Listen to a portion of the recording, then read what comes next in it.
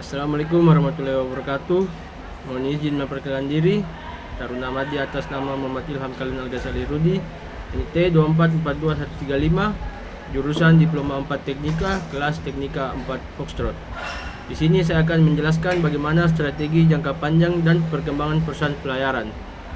Perusahaan pelayaran merupakan bagian penting dalam perdagangan dan distribusi barang, baik domestik maupun internasional.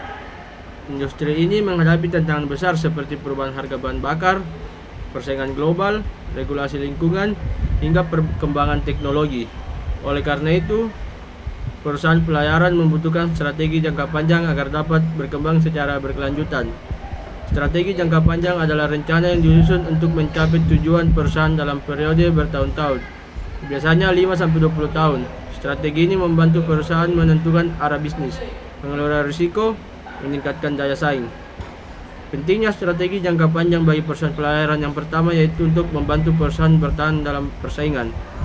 Industri pelayaran memiliki persaingan ketat. Perusahaan yang memiliki strategi jangka panjang dapat menentukan target pasar yang jelas, meningkatkan kualitas layanan, menjaga loyalitas pelanggan, mengantisipasi perubahan pasar global. Contohnya, perusahaan yang sejak awal berinvestasi pada kapal modern akan lebih mampu bersaing dibanding perusahaan yang masih menggunakan kapal lama yang biaya operasionalnya tinggi.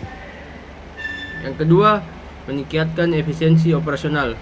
Strategi jangka panjang memungkinkan perusahaan merencanakan penggunaan sumber daya secara efektif, seperti penghematan bahan bakar, optimalisasi rute pelayaran, digitalisasi sistem logistik, perawatan kapal secara berkala. Efisiensi operasional membantu perusahaan mengurangi biaya dan meningkatkan keuntungan. Yang ketiga, mendukung perkembangan armada kapal. Armada kapal merupakan aset utama perusahaan pelayaran. Dengan strategi jangka panjang, perusahaan dapat merencanakan pembelian kapal baru, melakukan modernisasi kapal, menyesuaikan jenis kapal dengan kebutuhan pasar. Contohnya, permintaan kapal kontainer meningkat seiring pertumbuhan perdagangan internasional.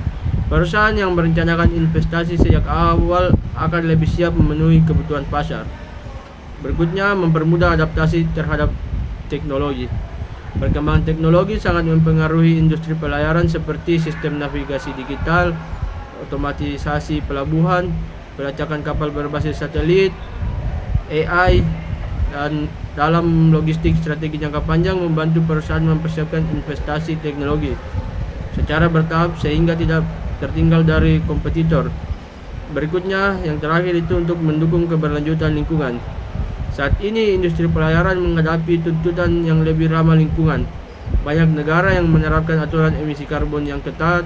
Strategi jangka panjang membantu perusahaan mengurangi emisi gas buang menggunakan bahan bakar ramah lingkungan, mengembangkan kapal hemat energi, mematuhi regulasi internasional. Hal ini penting untuk menjaga reputasi perusahaan dan keberlanjutan bisnis. Sekian materi yang saya jelaskan. Terima kasih. Wassalamualaikum warahmatullahi wabarakatuh.